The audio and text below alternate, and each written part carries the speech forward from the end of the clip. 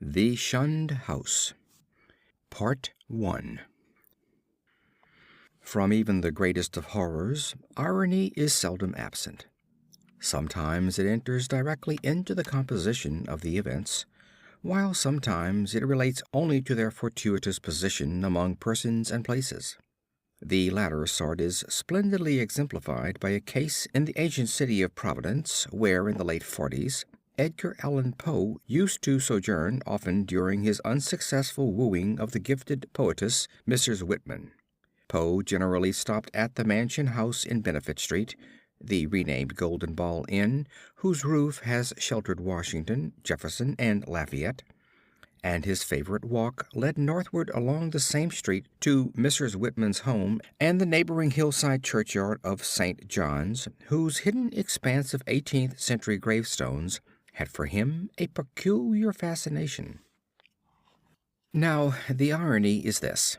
In his walk, so many times repeated, the world's greatest master of the terrible and the bizarre was obliged to pass a particular house on the eastern side of the street, a dingy, antiquated structure perched on the abruptly rising side hill, with a great unkempt yard dating from a time when the region was partly open country.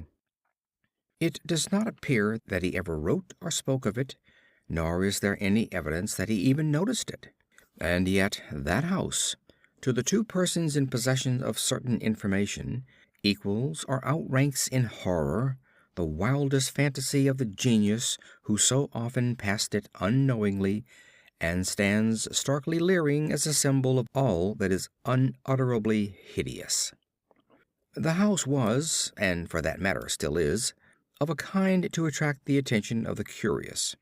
Originally a farm or semi-farm building, it followed the average New England colonial lines of the middle 18th century, the prosperous peaked roof sort, with 2 stories and dormerless attic, and the Georgian doorway and interior paneling dictated by the progress of taste at that time.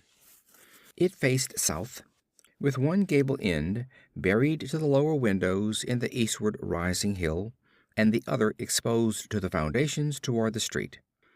Its construction, over a century and a half ago, had followed the grading and straightening of the road in that especial vicinity, for Benefit Street, at first called Black Street, was laid out as a lane winding amongst the graveyards of the first settlers, and straightened only when the removal of the bodies to the north burial ground made it decently possible to cut through the old family plots. At the start, the western wall had lain some 20 feet up a precipitous lawn from the roadway, but a widening of the street at about the time of the Revolution sheared off most of the intervening space, exposing the foundations so that a brick basement wall had to be made, giving the deep cellar a street frontage with the door and one window above ground, close to the new line of public travel. When the sidewalk was laid out a century ago, the last of the intervening space was removed, and Poe, in his walks, must have seen only a sheer ascent of dull gray brick flush with the sidewalk, and surmounted at a height of 10 feet by the antique shingled bulk of the house proper. The farm-like ground extended back very deeply up the hill, almost to Wheaton Street. The space south of the house, abutting on Benefit Street, was of course greatly above the existing sidewalk level, forming a terrace bounded by a high bank wall of damp, mossy stone, pierced by a steep flight of narrow steps which led inward between canyon-like surfaces to the upper region of mangy lawn, roomy brick walls, and neglected gardens, whose dismantled cement urns, rusted kettles fallen from tripods of knotty sticks, and similar paraphernalia set off the weather-beaten front door with its broken fanlight, rotting ionic pilasters, and wormy triangular pediment. What I heard in my youth about the Shunned House was merely that people died there in alarmingly great numbers. That, I was told, was why the original owners had moved out some 20 years after building the place. It was plainly unhealthy, perhaps because of the dampness and fungus growths in the cellar, the general sickish smell, the drafts of the hallways, or the quality of the well and pump water. These things were bad enough, and these were all that gained belief among the persons whom I knew. Only the notebooks of my antiquarian uncle, Dr. Elihu Whipple, revealed to me at length the darker, vaguer surmises which formed an undercurrent of folklore among old-time servants and humble folk. Surmises which never traveled far, and which were largely forgotten when Providence grew to be a metropolis with a shifting modern population. The general fact is that the house was never considered by the solid part of the community as in any real sense haunted. There were no widespread tales of rattling chains, cold currents of air, extinguished lights, or faces at the window. Extremists sometimes said the house was unlucky, but that is as far as ever they went. What was really beyond dispute is that a frightful proportion of persons died there, or more accurately, had died there, since after some peculiar happenings over 60 years ago, the building had become deserted through the sheer impossibility of renting it. These persons were not all cut off suddenly by any one cause.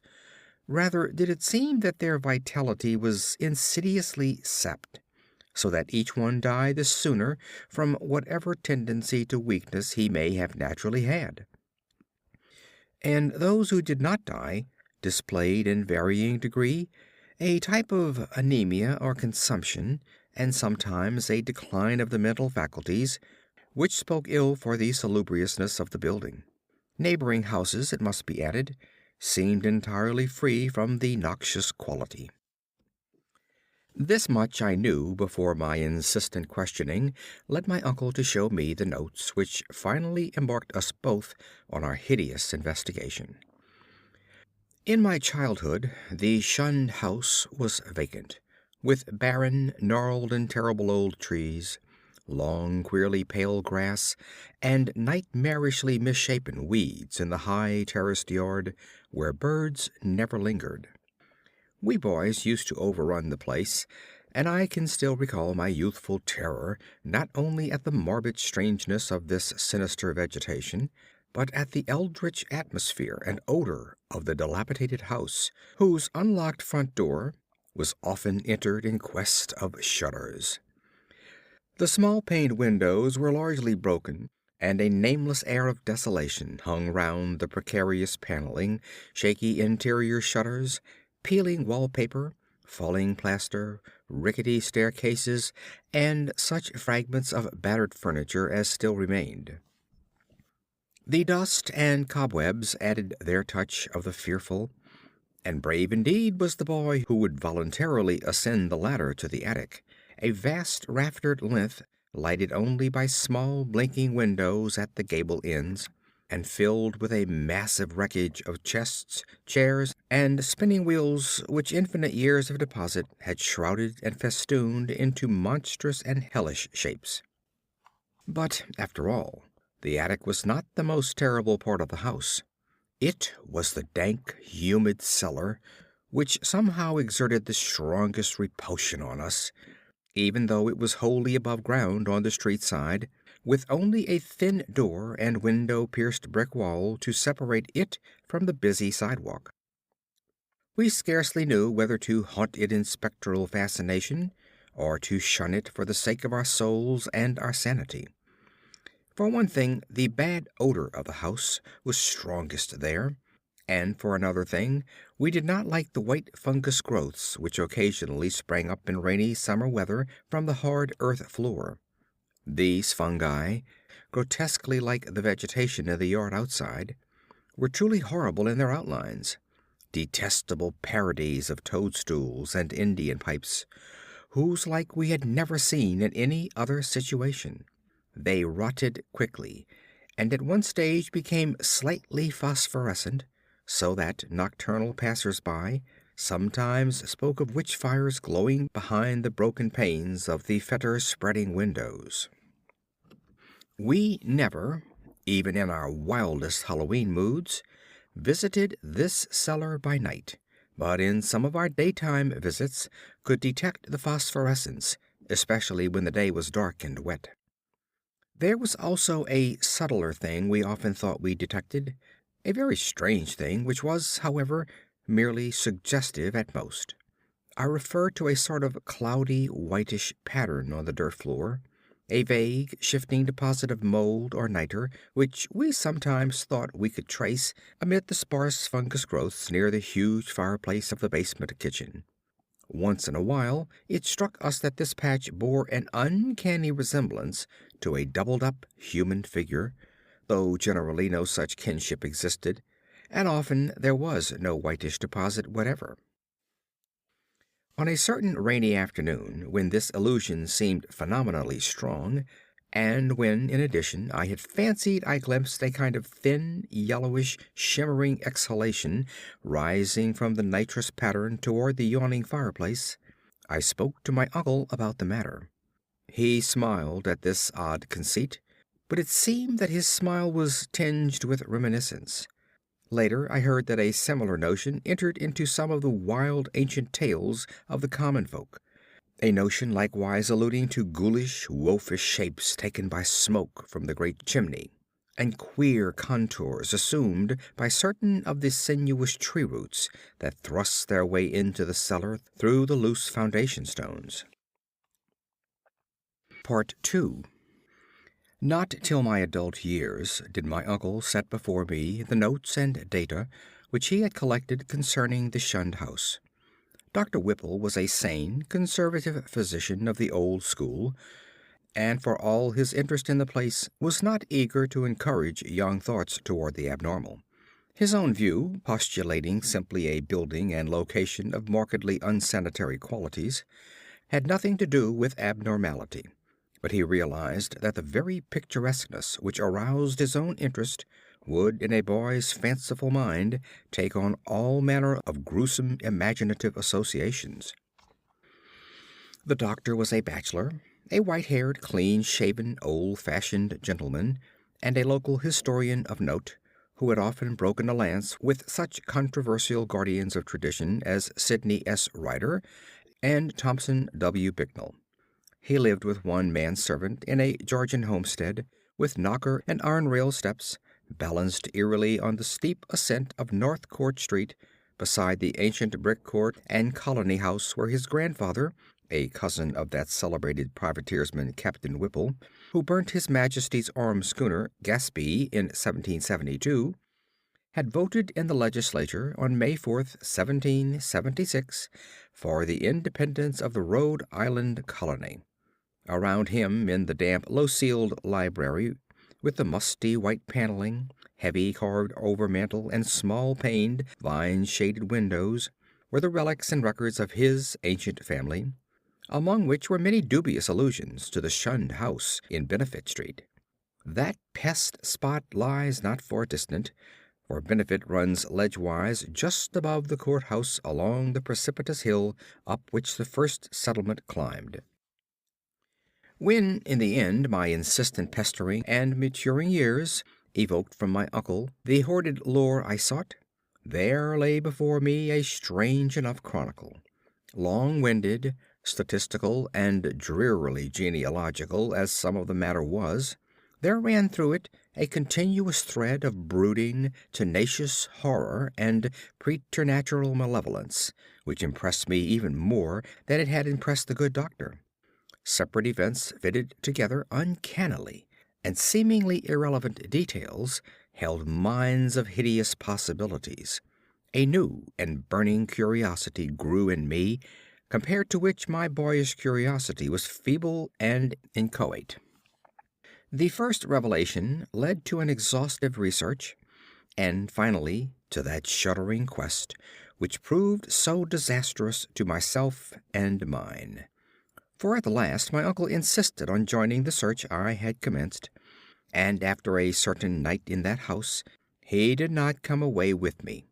I am lonely without that gentle soul whose long years were filled only with honor, virtue, good taste, benevolence, and learning.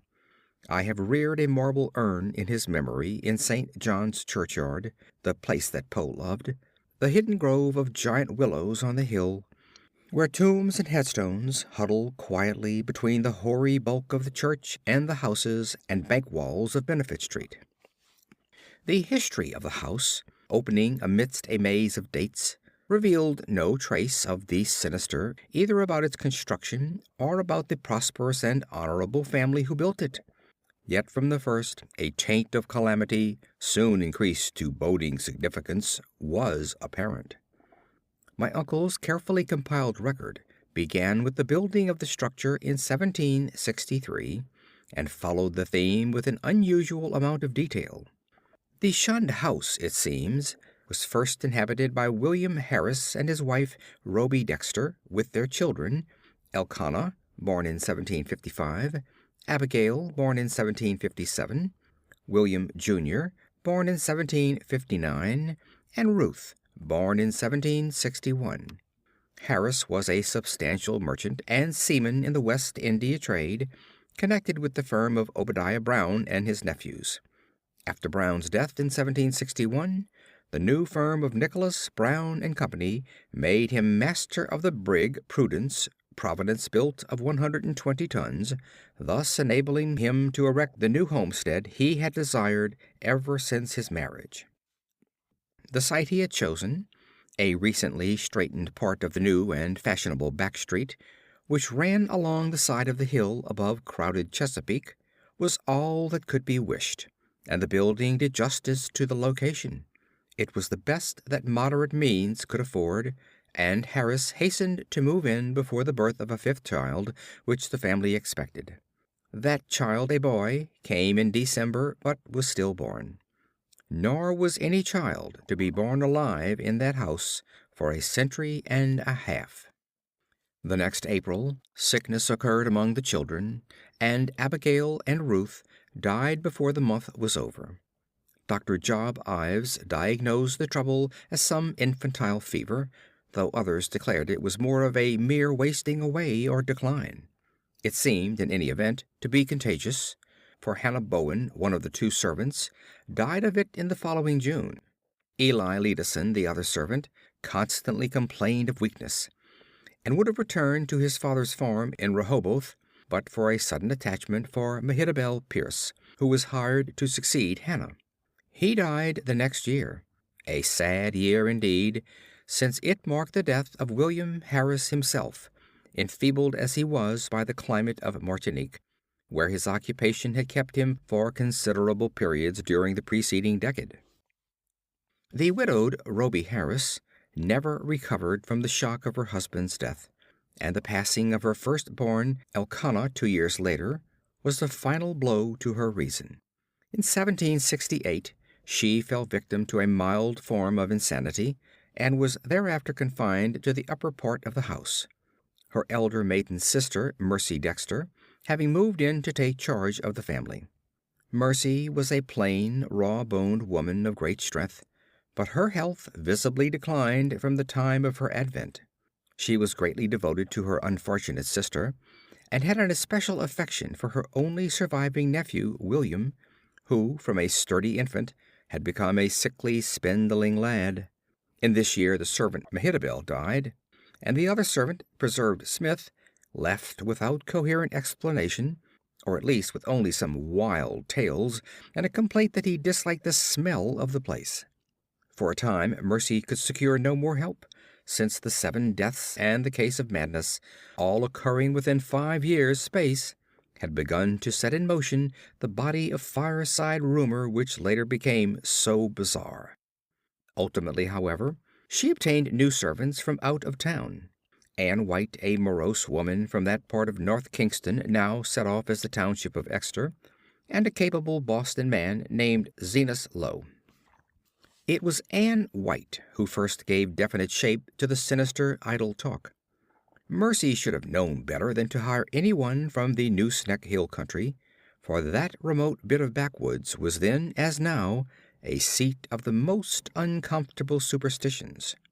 As lately as 1892, an Exeter community exhumed a dead body and ceremoniously burnt its heart in order to prevent certain alleged visitations injurious to the public health and peace, and one may imagine the point of view of the same section in 1768. Anne's tongue was perniciously active, and within a few months Mercy discharged her, filling her place with a faithful and amiable Amazon from Newport, Maria Robbins. Meanwhile, poor Rhoby Harris, in her madness, gave voice to dreams and imaginings of the most hideous sort. At times her screams became insupportable, and for long periods she would utter shrieking horrors which necessitated her son's temporary residence with his cousin Peleg Harris in Presbyterian Lane near the new college building. The boy would seem to improve after these visits, and had Mercy been as wise as she was well-meaning, she would have let him live permanently with Peleg. Just what Mrs. Harris cried out in her fits of violence, tradition hesitates to say, or rather presents such extravagant accounts that they nullify themselves through sheer absurdity. Certainly it sounds absurd to hear that a woman educated only in the rudiments of French often shouted for hours in a coarse and idiomatic form of that language, or that the same person, alone and guarded, complained wildly of a staring thing which bit and chewed at her.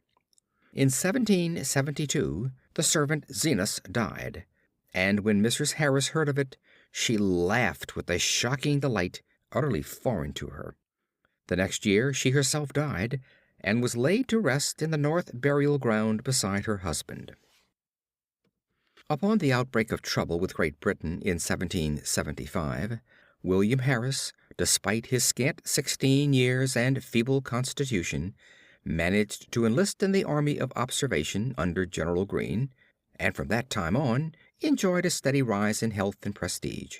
In 1780, as a captain in the Rhode Island forces in New Jersey under Colonel Angell, he met and married Phoebe Hetfield of Elizabethtown, whom he brought to Providence upon his honorable discharge in the following year.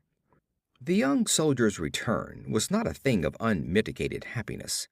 The house, it is true, was still in good condition, and the street had been widened and changed in name from Back Street to Benefit Street. But Mercy Dexter's once robust frame had undergone a sad and curious decay, so that she was now a stooped and pathetic figure with hollow voice and disconcerting pallor, qualities shared to a singular degree by the one remaining servant, Maria. In the autumn of 1782, Phoebe Harris gave birth to a stillborn daughter, and on the 15th of the next May, Mercy Dexter took leave of a useful, austere, and virtuous life. William Harris, at last thoroughly convinced of the radically unhealthy nature of his abode, now took steps toward quitting it and closing it forever. Securing temporary quarters for himself and his wife at the newly opened Golden Ball Inn, he arranged for the building of a new and finer house in Westminster Street, in the growing part of the town across the Great Bridge. There, in 1785, his son Doughty was born, and there the family dwelt till the encroachments of commerce drove them back across the river and over the hill to Angell Street, in the newer East Side residence district, where the late Archer Harris built his sumptuous but hideous French-roofed mansion in 1876. William and Phoebe both succumbed to the yellow fever epidemic of 1797, but Doughty was brought up by his cousin Rathbone Harris, Peleg's son. Rathbone was a practical man, and rented the Benefit House despite William's wish to keep it vacant. He considered it an obligation to his ward to make the most of all the boy's property, nor did he concern himself with the deaths and illnesses which caused so many changes of tenants, or the steadily growing aversion with which the house was generally regarded. It is likely that he felt only vexation when, in 1804, the town council ordered him to fumigate the place with sulphur, tar, and gum camphor, on account of the much discussed deaths of 4 persons, presumably caused by the then diminishing fever epidemic. They said the place had a febrile smell. Doughty himself thought little of the house, for he grew up to be a privateersman, and served with distinction on the Vigilant under Captain Cahoon in the War of 1812. He returned unharmed, married in 1814, and became a father on that memorable night of 1723, 1815, when a great gale drove the waters of the bay over half the town, and floated a tall sloop well up Westminster Street, so that its masts almost tapped the Harrises' window in symbolic affirmation that the new boy, Welcome, was a seaman's son. Welcome did not survive his father, but lived to perish gloriously at Fredericksburg in 1862. Neither he nor his son Archer knew of the Shunned House as other than a nuisance almost impossible to rent, perhaps on account of the mustiness and sickly odor of unkempt old age. Indeed, it never was rented after a series of deaths culminating in 1861, which the excitement of the war tended to throw into obscurity. Carrington Harris, last of the male line, knew it only as a deserted and somewhat picturesque center of legend until I told him my experience. He had meant to tear it down and build an apartment house on the site, but after my account decided to let it stand, install plumbing, and rent it. Nor has he yet had any difficulty in obtaining tenants. The horror has gone. Part 3. It may well be imagined how powerfully I was affected by the annals of the Harrises. In this continuous record there seemed to me to brood a persistent evil beyond anything in nature as I had known it. An evil clearly connected with the house and not with the family. This impression was confirmed by my uncle's less systematic array of miscellaneous data, legends transcribed from servant gossip, cuttings from the papers, copies of death certificates by fellow physicians, and the like. All this material I cannot hope to give, for my uncle was a tireless antiquarian and very deeply interested in the Shunned House, but I may refer to several dominant points which earn notice by their recurrence through many reports from diverse sources. For example, the servant gossip was practically unanimous in attributing to the fungus and malodorous cellar of the house a vast supremacy in evil influence. There had been servants, Anne White especially, who would not use the cellar kitchen, and at least 3 well-defined legends bore upon the queer quasi-human or diabolic outlines assumed by tree roots and patches of mold in that region. These latter narratives interested me profoundly on account of what I had seen in my boyhood, but I felt that most of the significance had in each case been largely obscured by additions from the common stock of local ghost lore. Anne White, with her extra superstition, had promulgated the most extravagant and at the same time most consistent tale, alleging that there must lie buried beneath the house one of those vampires, the dead who retain their bodily form and live on the blood or breath of the living, whose hideous legions send their preying shapes or spirits abroad by night. To destroy a vampire, one must, the grandmothers say, exhume it and burn its heart, or at least drive a stake through that organ. And Anne's dogged insistence on a search under the cellar had been prominent in bringing about her discharge. Her tales, however, commanded a wide audience, and were the more readily accepted because the house indeed stood on land once used for burial purposes. To me, their interest depended less on this circumstance than on the peculiarly appropriate way in which they dovetailed with certain other things. The complaint of the departing servant, Preserved Smith, who had preceded Anne and never heard of her, that something sucked his breath at night. The death certificates of the fever victims of 1804, issued by Dr. Chad Hopkins, and showing the 4 deceased persons all unaccountably lacking in blood, and the obscure passages of poor Rhoby Harris's ravings, where she complained of the sharp teeth of a glassy-eyed, half-visible presence. Free from unwarranted superstition though I am, these things produced in me an odd sensation, which was intensified by a pair of widely separate newspaper cuttings relating to deaths in the Shunned House.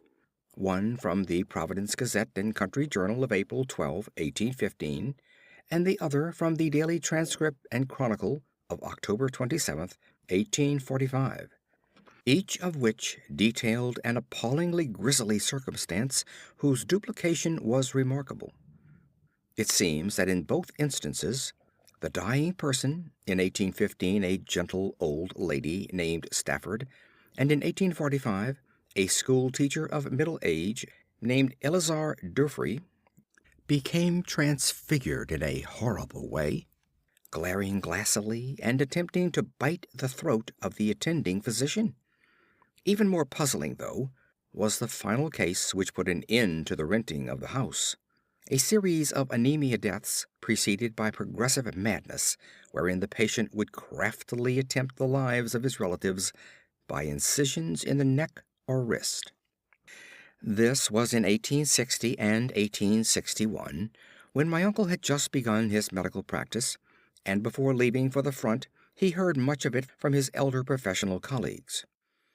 The really inexplicable thing was the way in which the victims, ignorant people, for the ill-smelling and wily Shunned House could now be rented to no others, would babble maledictions in French, a language they could not possibly have studied to any extent. It made one think of poor Roby Harris nearly a century before, and so moved my uncle that he commenced collecting historical data on the house after listening, some time subsequent to his return from the war, to the first-hand account of Doctors Chase and Whitmarsh.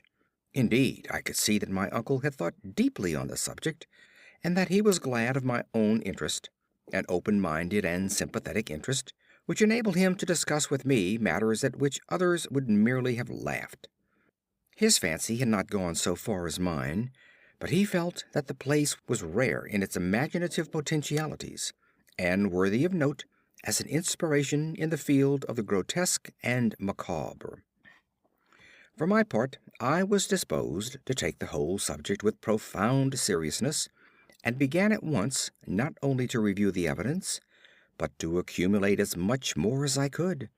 I talked with the elderly Archer Harris, then owner of the house, many times before his death in 1916, and obtained from him and his still surviving maiden aunt, Alice, an authentic corroboration of all the family data my uncle had collected. When, however, I asked them what connection with France or its language the house could have, they confessed themselves as frankly baffled and ignorant as I. Archer knew nothing, and all that Miss Harris could say was that an old allusion her grandfather, Duty Harris, had heard of might shed a little light. The old seaman, who had survived his son Welcome's death in battle by 2 years, had not himself known the legend, but he recalled that his earliest nurse, the ancient Maria Robbins, seemed darkly aware of something that might have lent a weird significance to the French raving of Roby Harris, which she had so often heard during the last days of that hapless woman. Maria had been at the Shunned House from 1769 till the removal of the family in 1783, and had seen Mercy Dexter die. Once she hinted to the child Duty of a somewhat peculiar circumstance in Mercy's last moments, but he had soon forgotten all about it, save that it was something peculiar. The granddaughter, however, recalled even this much with difficulty. She and her brother were not so much interested in the house as was Archer's son Carrington, the present owner, with whom I talked after my experience. Having exhausted the Harris family of all the information it could furnish, I turned my attention to early town records and deeds with a zeal more penetrating than that which my uncle had occasionally shown in the same work. What I wished was a comprehensive history of the site from its very settlement in 1636, or even before, if any Narragansett Indian legend could be unearthed to supply the data. I found at the start that the land had been part of the long strip of home lot granted originally to John Throckmorton, one of many similar strips beginning at the town street beside the river and extending up over the hill to a line roughly corresponding with the modern Hope Street. The Throckmorton lot had later, of course, been much subdivided, and I became very assiduous in tracing that section through which Back or Benefit Street was later run. It had, as rumor indeed said, been the Throckmorton graveyard, but as I examined the records more carefully, I found that the graves had all been transferred at an early date to the North Burial Ground on the Pawtucket West Road. Then suddenly I came, by a rare piece of chance, since it was not in the main body of records, and might easily have been missed, upon something which aroused my keenest eagerness, fitting in as it did with several of the queerest phases of the affair. It was the record of a lease in 1697 of a small tract of ground to an Etienne Roulet and his wife. At last the French element had appeared, that and another deeper element of horror which the name conjured up from the darkest recesses of my weird and heterogeneous reading, and I feverishly studied the platting of the locality as it had been before the cutting through and partial straightening of Back Street between 1747 and 1758. I found what I had half expected, that where the Shunned House now stood, the Roulets had laid out their graveyard behind a one-story and attic cottage, and that no record of any transfer of graves existed. The document indeed ended in much confusion, and I was forced to ransack both the Rhode Island Historical Society and Shepley Library before I could find a local door which the name of Etienne Roulet would unlock. In the end I did find something of such vague but monstrous import that I set about at once to examine the cellar of the Shunned House itself with a new and excited minuteness. The Roulets, it seemed, had come in 1696 from East Greenwich, down the west shore of Narragansett Bay. They were Huguenots from Claude, and had encountered much opposition before the Providence selectmen allowed them to settle in the town. Unpopularity had dogged them in East Greenwich, whither they had come in 1686, after the revocation of the Edict of Nantes, and rumor said that the cause of dislike extended beyond mere racial and national prejudice, or the land disputes which involved other French settlers with the English in rivalries which not even Governor Andros could quell. But their ardent Protestantism, too ardent, some whispered, and their evident distress when virtually driven from the village down the bay, had moved the sympathy of the town fathers. Here the strangers had been granted a haven, and the swarthy Etienne Roulet, less apt at agriculture than at reading queer books and drawing queer diagrams, was given a clerical post in the warehouse at Pardon Tinglehast's wharf, far south in Town Street. There had, however, been a riot of some sort later on, perhaps 40 years later, after old Roulet's death, and no one seemed to hear of the family after that. For a century or more, it appeared, the Roulets had been well remembered and frequently discussed as vivid incidents in the quiet life of a New England seaport. Etienne's son, Paul, a surly fellow whose erratic conduct had probably provoked the riot which wiped out the family, was particularly a source of speculation, and though Providence never shared the witchcraft panics of her Puritan neighbors, it was freely intimated by old wives that his prayers were neither uttered at the proper time nor directed toward the proper object. All this had undoubtedly formed the basis of the legend known by old Maria Robbins. What relation it had to the French ravings of Roby Harris and other inhabitants of the Shunned House, imagination or future discovery alone would determine. I wondered how many of those who had known the legends realized that additional link with the terrible which my wider reading had given me, that ominous item in the annals of morbid horror which tells of the creature Jacques Roulet of Claude, who in 1598 was condemned to death as a demoniac, but afterwards saved from the stake by the Paris Parliament and shut in a madhouse. He had been found covered with blood and shreds of flesh in a wood shortly after the killing and rending of a boy by a pair of wolves. One wolf was seen to lope away unhurt. Surely a pretty hearthside tale, with a queer significance as to name and place. But I decided that the Providence gossips could not have generally known of it. Had they known, the coincidence of names would have brought some drastic and frightened action. Indeed, might not its limited whispering have precipitated the final riot which erased the Roulets from the town? I now visited the accursed place with increased frequency, studying the unwholesome vegetation of the garden, examining all the walls of the building, and poring over every inch of the earthen cellar floor. Finally, with Carrington Harris's permission, I fitted a key to the disused door opening from the cellar directly upon Benefit Street, preferring to have a more immediate access to the outside world than the dark stairs, ground floor hall, and front door could give. There, where morbidity lurked most thickly, I searched and poked during long afternoons when the sunlight filtered in through the cobwebbed above-ground windows, and a sense of security glowed from the unlocked door, which placed me only a few feet from the placid sidewalk outside. Nothing new rewarded my efforts.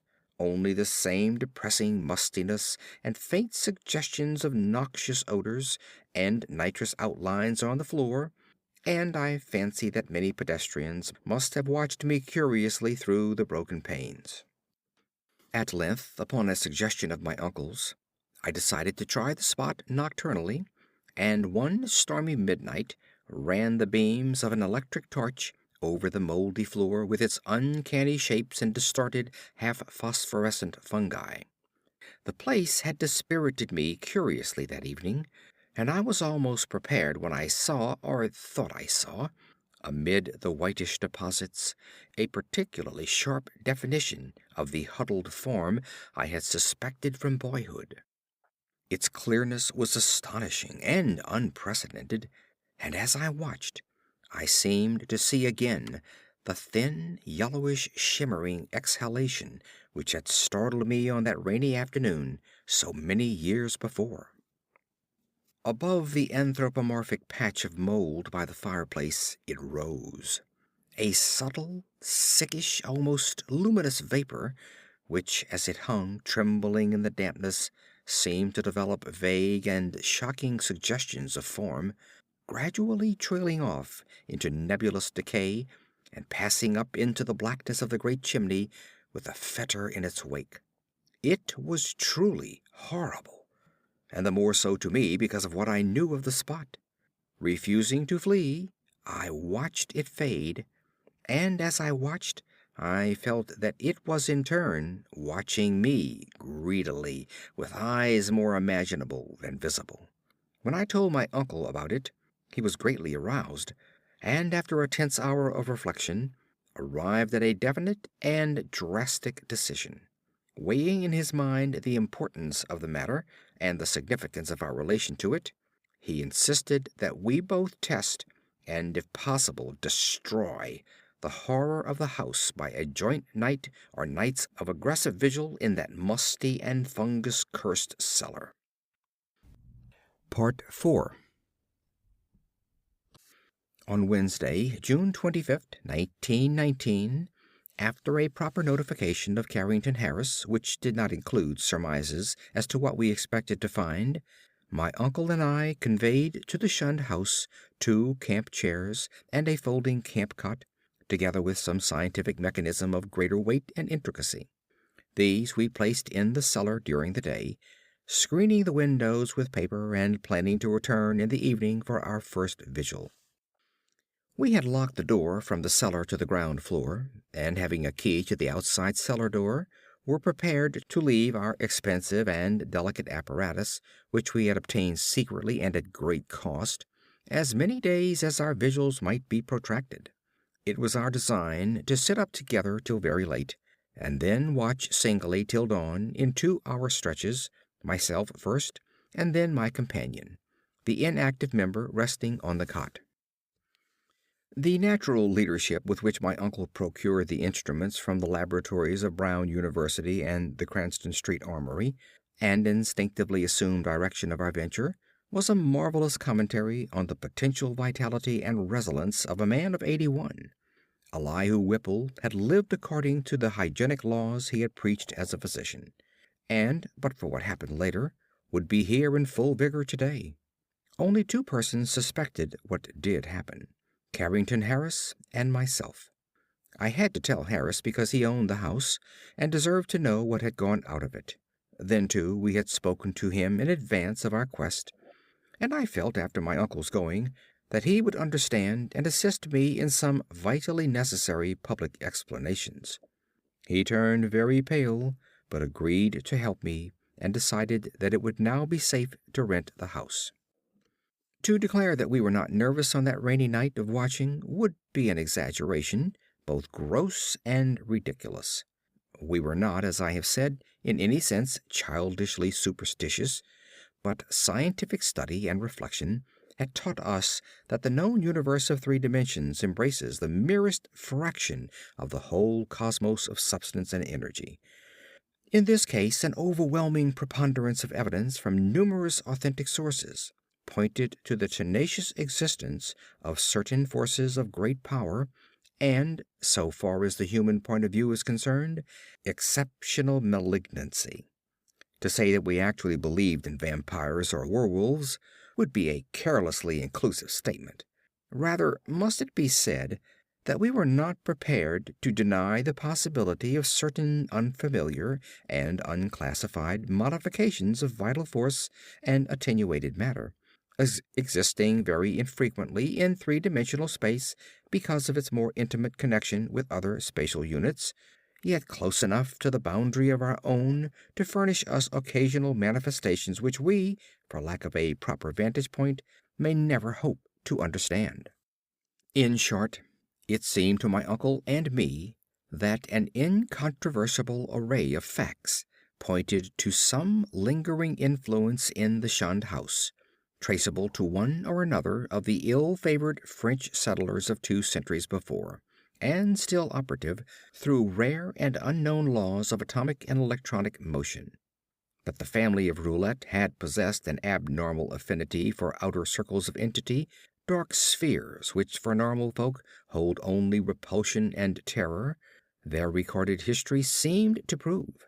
Had not then the riots of those bygone 1730s set moving certain kinetic patterns in the morbid brain of one or more of them, notably the sinister Paul Roulette, which obscurely survived the bodies murdered and buried by the mob, and continued to function in some multiple dimensioned space along the original lines of force determined by a frantic hatred of the encroaching community? Such a thing was surely not a physical or biochemical impossibility in the light of a newer science which includes the theories of relativity and intra-atomic action. One might easily imagine an alien nucleus of substance or energy, formless or otherwise, kept alive by imperceptible or immaterial subtractions from the life force or bodily tissue and fluids of other and more palpably living things into which it penetrates and with whose fabric it sometimes completely merges itself. It might be actively hostile, or it might be dictated merely by blind motives of self-preservation. In any case, such a monster must of necessity be in our scheme of things an anomaly and an intruder, whose extirpation forms a primary duty with every man not an enemy to the world's life, health, and sanity. What baffled us was our utter ignorance of the aspect in which we might encounter the thing. No sane person had ever seen it, and few had ever felt it definitely.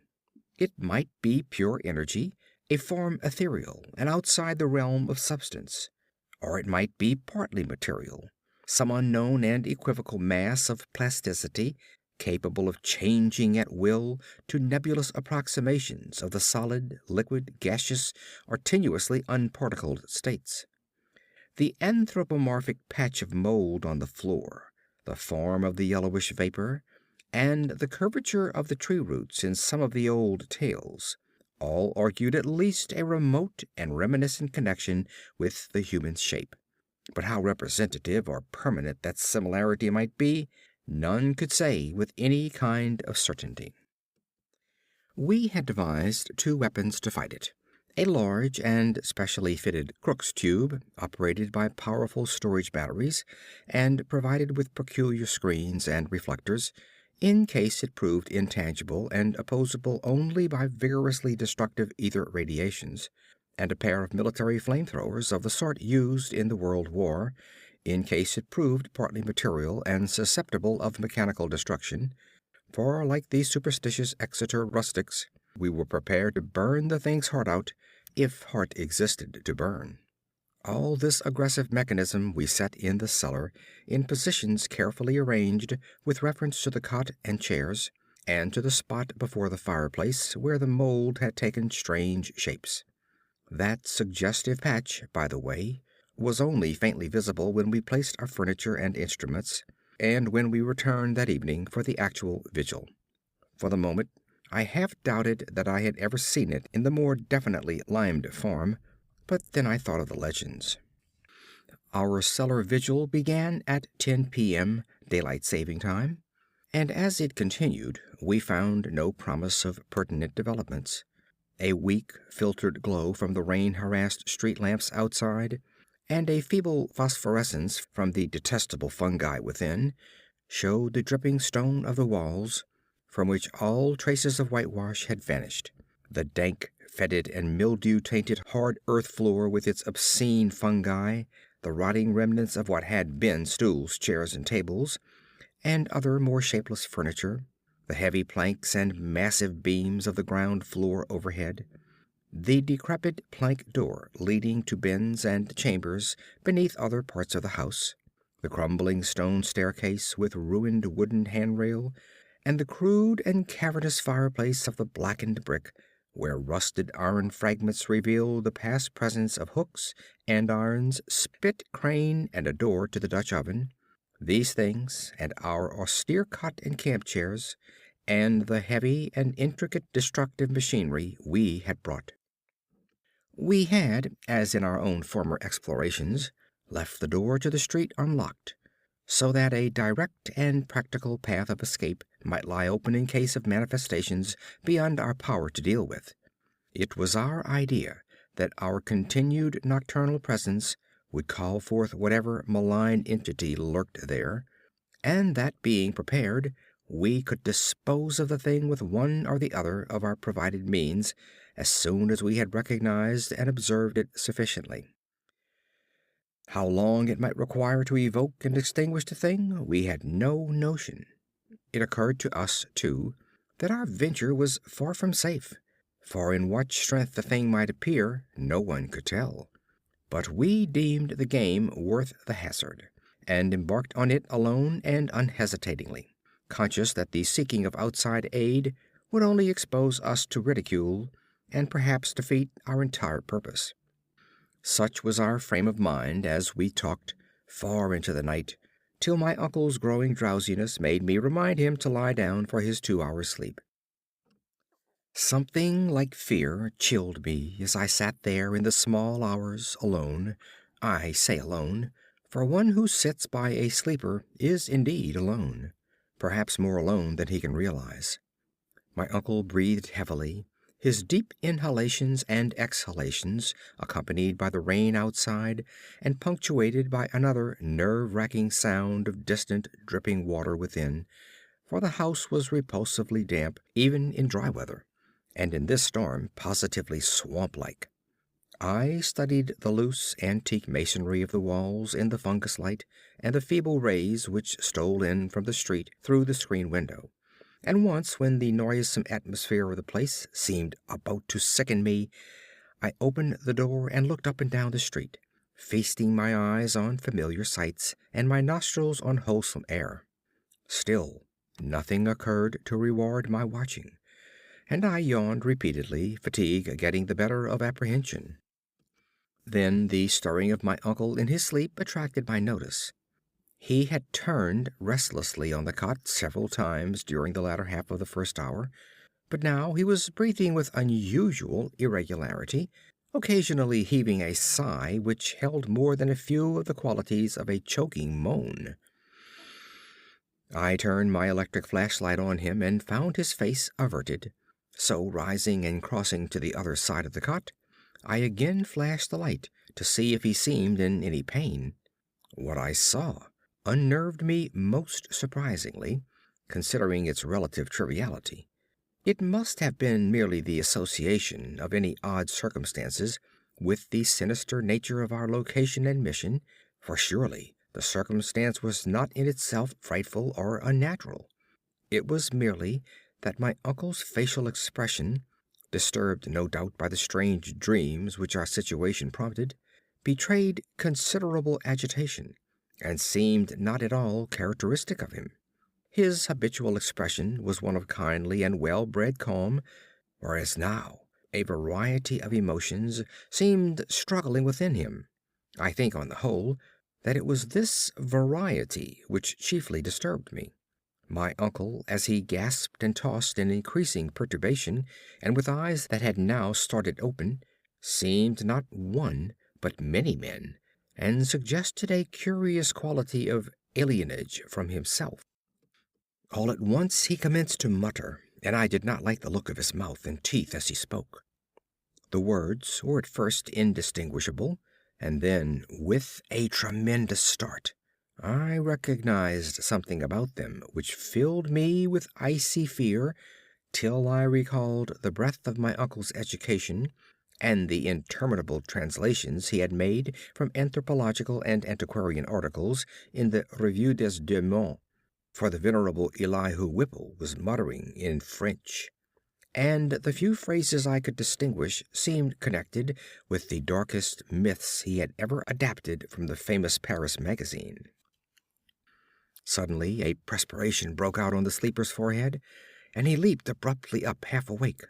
The jumble of French changed to a cry in English, and the hoarse voice shouted excitedly, "My breath! My breath!" Then the awakening became complete, and with a subsidence of facial expression to the normal state, my uncle seized my hand and began to relate a dream whose nucleus of significance I could only surmise with a kind of awe. He had, he said, floated off from a very ordinary series of dream pictures into a dream whose strangeness was related to nothing he had ever read.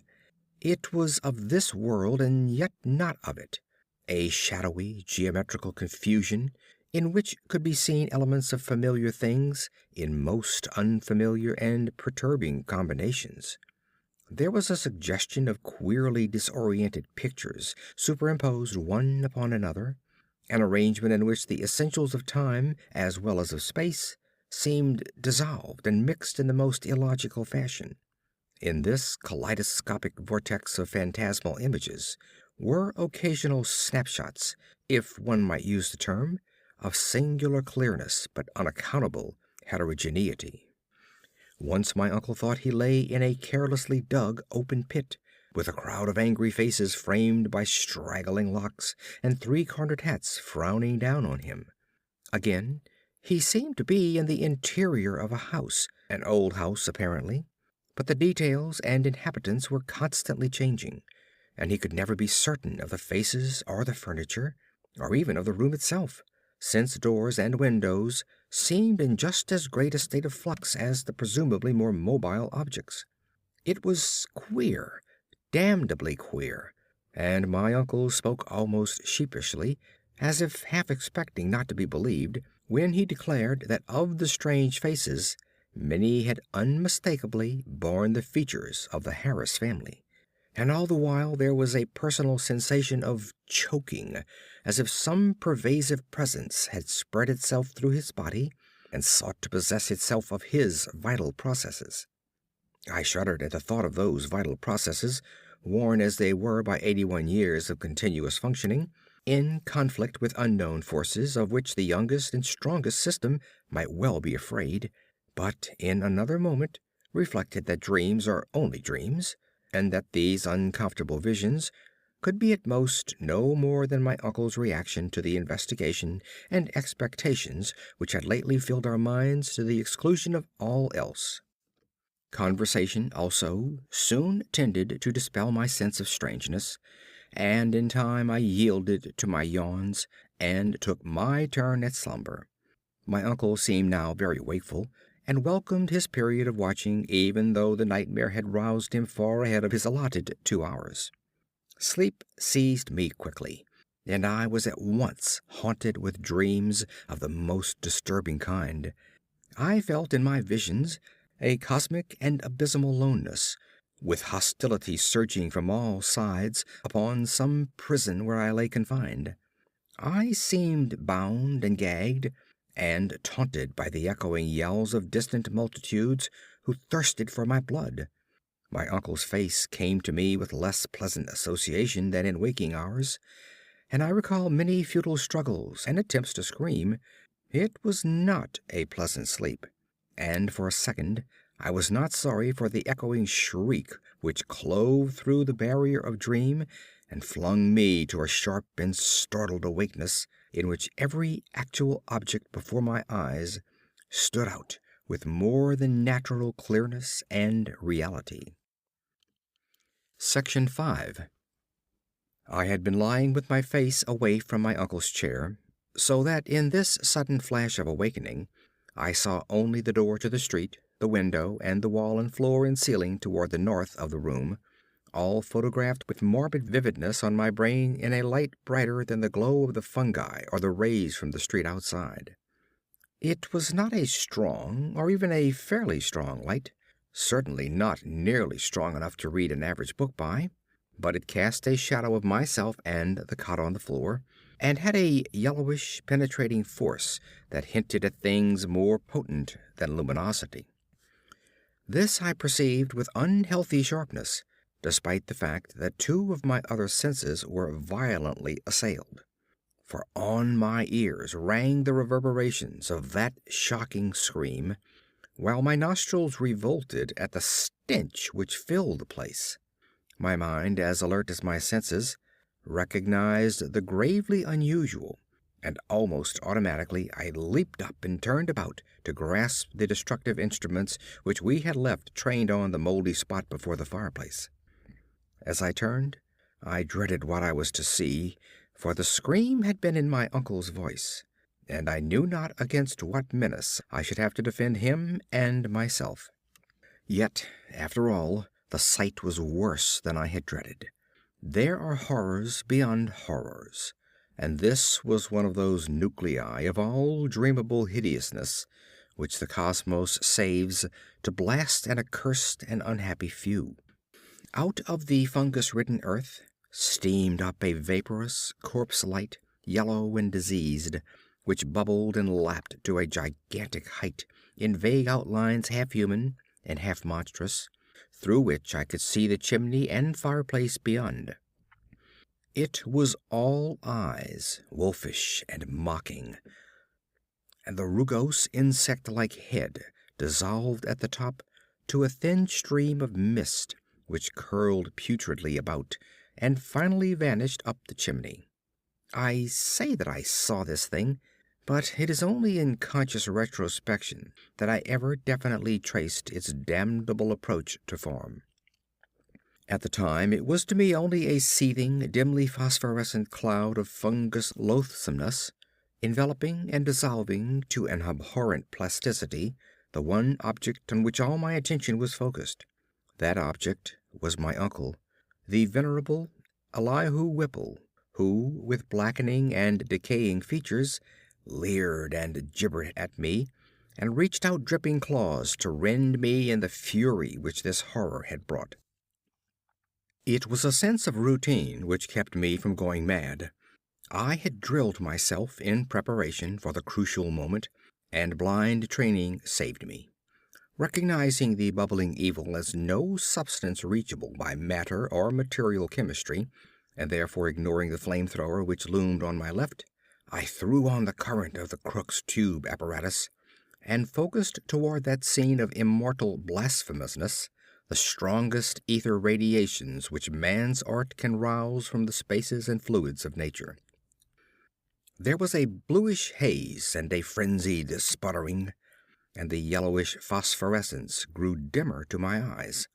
But I saw the dimness was only that of contrast, and that the waves from the machine had no effect whatever. Then, in the midst of that demoniac spectacle, I saw a fresh horror which brought cries to my lips and sent me fumbling and staggering toward that unlocked door to the quiet street, careless of what abnormal terrors I loosed upon the world, or what thoughts or judgments of men I brought down upon my head.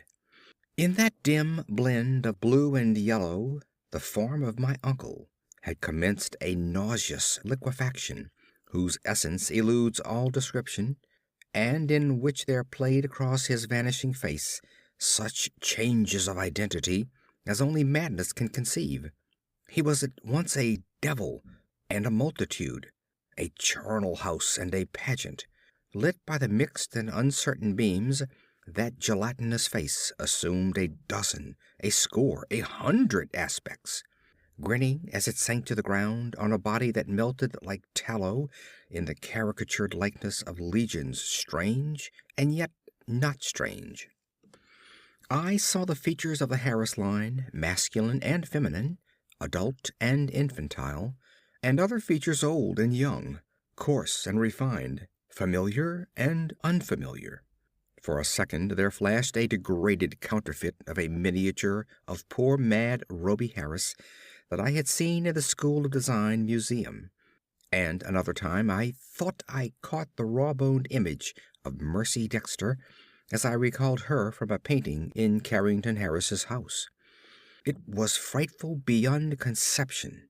Toward the last, when a curious blend of servant and baby visages flickered close to the fungoid floor, where a pool of greenish grease was spreading, it seemed as though the shifting features fought against themselves and strove to form contours like those of my uncle's kindly face.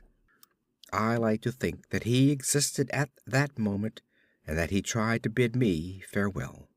It seems to me I hiccuped a farewell from my own parched throat as I lurched out into the street, a thin stream of grease following me through the door to the rain-drenched sidewalk. The rest is shadowy and monstrous. There was no one in the soaking street, and in all the world there was no one I dared tell. I walked aimlessly south past College Hill and the Athenaeum, down Hopkins Street, and over the bridge to the business section, where tall buildings seemed to guard me as modern material things guard the world from ancient and unwholesome wonder. Then gray dawn unfolded wetly from the east, silhouetting the archaic hill and its venerable steeples, and beckoning me to the place where my terrible work was still unfinished.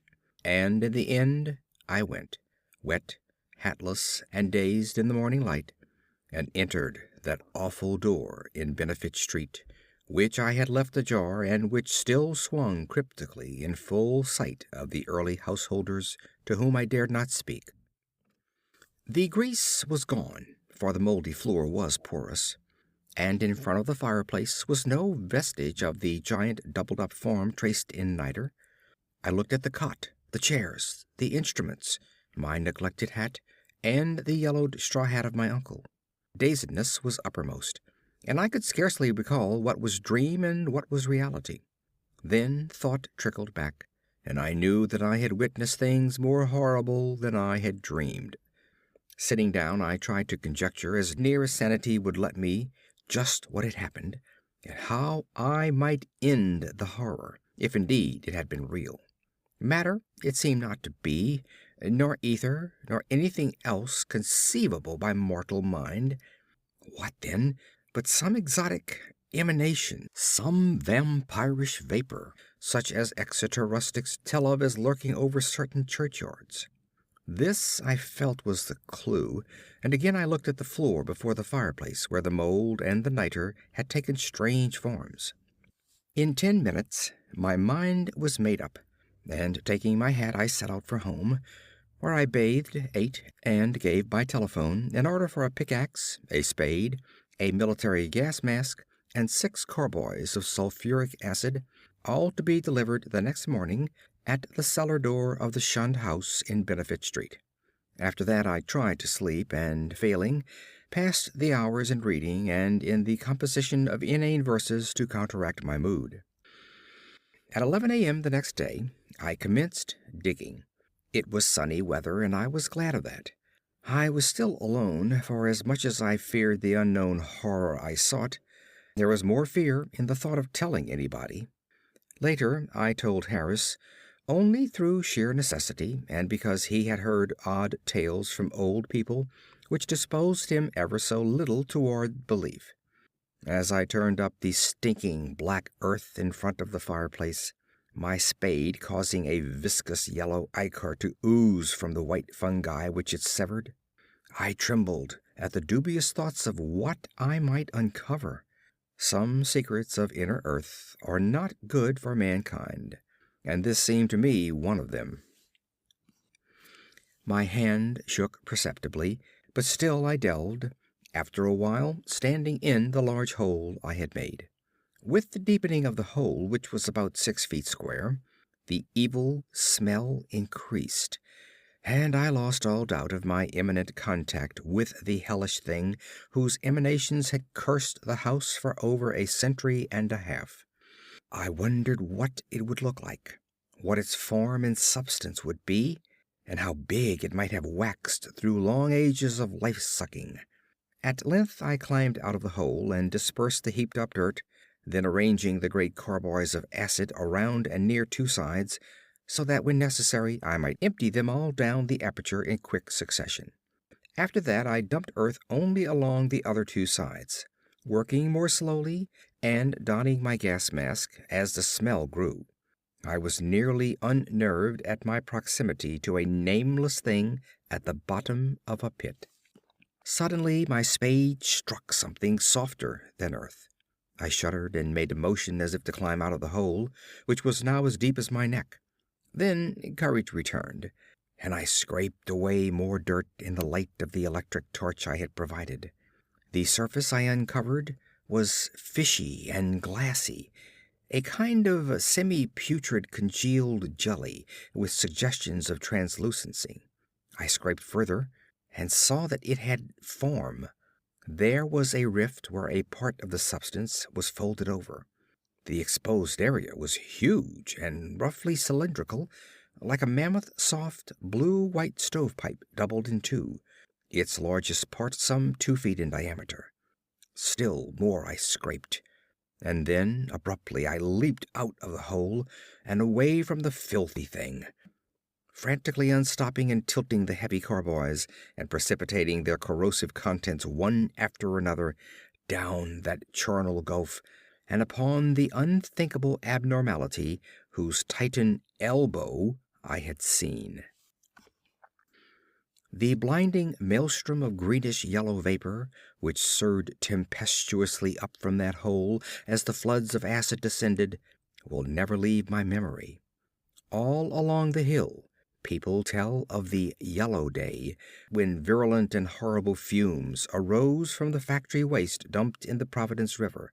But I know how mistaken they are as to the source. They tell, too, of the hideous roar, which at the same time came from some disordered water pipe or gas main underground. But again, I could correct them if I dared. It was unspeakably shocking, and I do not see how I lived through it. I did faint after emptying the fourth carboy, which I had to handle after the fumes had begun to penetrate my mask, but when I recovered, I saw that the hole was emitting no fresh vapors. The 2 remaining carboys I emptied down without particular result, and after a time I felt it safe to shovel the earth back into the pit. It was twilight before I was done, but fear had gone out of the place. The dampness was less fetid, and all the strange fungi had withered to a kind of harmless grayish powder which blew ash-like along the floor.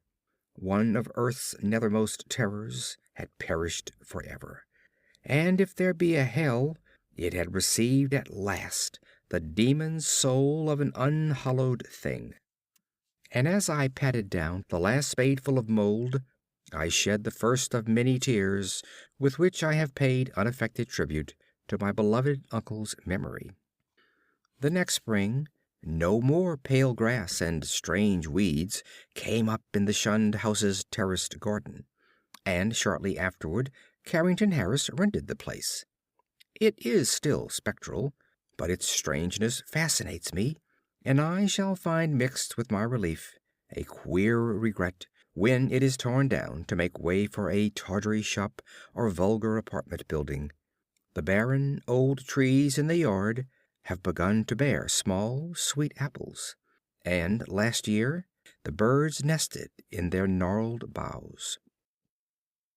End of The Shunned House,